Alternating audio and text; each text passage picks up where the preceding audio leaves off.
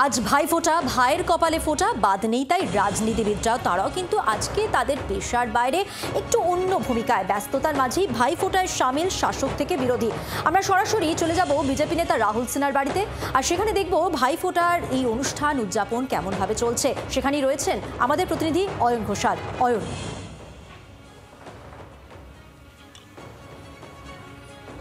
সারাদিন চূড়ান্ত ব্যস্ততা, কারণ বাড়িতে ফোঁটা, তারপরে দফায় দফায় ফোঁটা, খাওয়া দাওয়া, সব কিছুর আয়োজন। তারই মধ্যে আমরা পেয়েছি বিজেপি নেতা রাহুল সিনহাকে যাদবপুরের রিজেন্ট এস্টেটের বাড়িতে, এবং আমরা এই মুহূর্তে যে ছবি দেখছি তাতে একদিকে দিদি একদিকে বোন, তারা যৌথভাবে ফোঁটা দিচ্ছেন বিজেপির নেতা রাহুল সিনহাকে।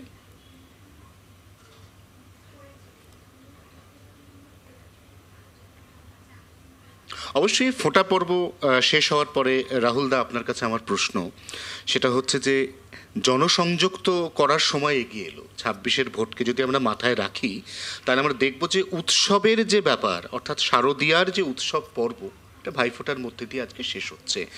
এরপর ঝাঁপিয়ে পড়তে হবে নির্বাচনের কাজে, এবং সেই ঝাঁপিয়ে পড়ার ক্ষেত্রে প্রথম কি টার্গেট করছেন? কারণ আমরা যেটুকু এখনো পর্যন্ত দলীয় সূত্রে খবর পাচ্ছি, আপনারা কতগুলো জেলাকে টার্গেট করেছেন যেখানকার ভোট ব্যাংক আপনাদের সহায়তা হতে পারে, আপনাদের পক্ষে যেতে পারে। কি প্ল্যানটা করছেন?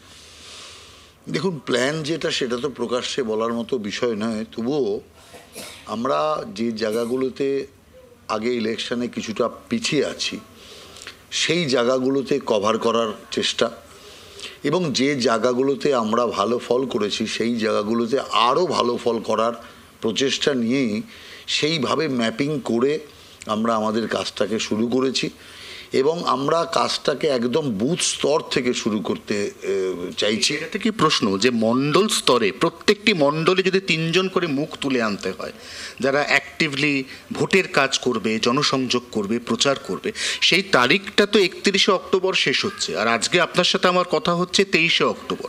তাহলে হাতে তো আর খুব বেশি দিন সময় এমনিতেও সাংগঠনিকভাবেও পড়ে নেই আপনাদের।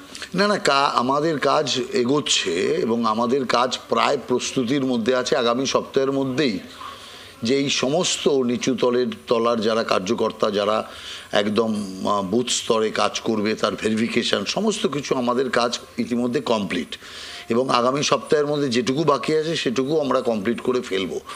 অতএব বুথ স্তর, মণ্ডল স্তর, প্রত্যেকটি স্তরকে আরও বেশি অ্যাক্টিভ করা, এবং সাথে সাথে যে ইলেকশন লড়ার জন্য যে সাব কমিটিগুলো লাগে সেই কমিটিগুলো শাখাও আপনার জেলা পর্যন্ত তৈরি হয়ে গেছে, বিভিন্ন কাজ ভাগ করে। সেই জেলার যে শাখা পর্যন্ত হয়েছে তার কিছু শাখার বৈঠকও হয়ে গেছে, আর কিছু শাখার বৈঠক বাকি আছে। অর্থাৎ সামগ্রিকভাবে আমরা নিঃশব্দে নির্বাচনী প্রস্তুতির জন্য পুরোপুরি তৈরি আছি, এবং নির্বাচন যদি আপনার ডিসেম্বরও হয় তাহলেও আমরা তৈরি আছি, এরকম অবস্থায় আমরা আছি। অতএব 2026 শাসক দল ক্রমাগত এসআইআর নিয়ে বাধা দিচ্ছে। শাসক দলের নেতাদের এমনও বলতে শোনা যাচ্ছে, বাড়িতে এসআইআর এর সার্ভে করতে এলে তাদেরকে বাড়ি থেকে বার করে দিন, এলাকা ছাড়া করে দিন, পাড়া ছাড়া করে দিন। এর মোকাবিলা করবেন? তৃণমূলের ব্যথা তো হচ্ছে এসআইআর, অতএব মোকাবেলা কিছু নেই। তৃণমূল যদি মনে করে যে গুন্ডামি করে এসআইআর করতে দেবে না, এসআইআর যদি পিছিয়ে যায় তাহলে নির্বাচন পিছিয়ে যাবে, আর এই সরকারের মেয়াদ পার হয়ে গেলে নির্বাচন রাষ্ট্রপতি শাসনে হবে। অতএব তৃণমূল এমন একটা জায়গায় এসে দাঁড়িয়েছে, তার এপাশেও খাদ ওপাশেও খাদ। আপনাদের বিরুদ্ধে মূল অভিযোগ আপনারা সাংগঠনিকভাবে দুর্বল, তাই কখনো এসআইআরকে আপনারা আঁকড়ে ধরেন, কখনো রাষ্ট্রপতি শাসনকে আঁকড়ে ধরেন, কখনো 356কে আঁকড়ে ধরেন। এটা কিন্তু বারবার শাসক দল। না, শাসক দল কি বললো তাতে যায় আসে না।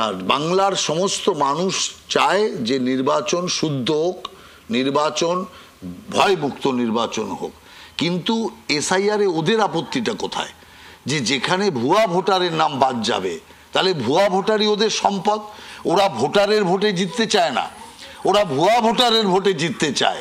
কাঁটাটা কার পড়লো? জমের দুয়ারে পড়লো নাকি কাঁটাটা পড়লো শাসক দলের? না, তৃণমূলের দুয়ারে কাঁটা পড়লো, এটা আপনি জেনে রাখুন। আজকে যত ভাইফোঁটা হবে সমস্ত বোনেরা তৃণমূলের দুয়ারেই কাটা দেবে। তার কারণ পশ্চিমবাংলায় মহিলাদের সম্মান বলে আজকে কিচ্ছু নেই। লাগাতার মা বোনের ওপর যেভাবে হামলা হচ্ছে সেই কারণে বোনেরা এটাই দেবে যে তৃণমূলের দুয়ারে কাটা পড়ুক, যাতে তৃণমূল কংগ্রেস এখন জমের চেয়েও বেশি এখন ভয়ঙ্কর হয়ে দাঁড়িয়েছে মা বোনের ক্ষেত্রে তৃণমূল কংগ্রেস। ভাইফোঁটার অন্যতম বিতর্কিত রাজনৈতিক কোর্ট পাওয়া গেল রাহুল সিনহার কাছ থেকে।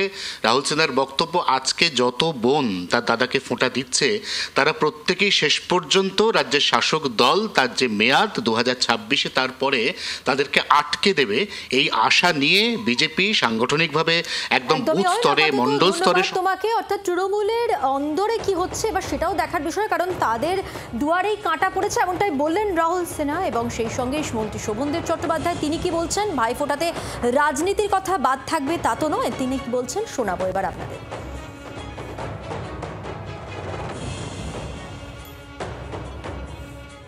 একদম দোরগোড়ায় কড়া নাড়ছে 26-এর বিধানসভা নির্বাচন, তাহলে খড়দহ থেকেই লড়ার জন্য মানসিক প্রস্তুতি নিচ্ছেন? আমি ভীষণ ডিসিপ্লিন ম্যান, জীবনও ডিসিপ্লিন, রাজনীতিতেও ডিসিপ্লিন। দল যা সিদ্ধান্ত নেবে কোথায় দেবে, আমি তো প্রথমবারই পড়ে দাঁড়াই। তৃণমূলের প্রথম প্রার্থী হিসেবে রাজবাড়িতে চলে আসি 8 বছর বাড়িপুরে থাকার পর।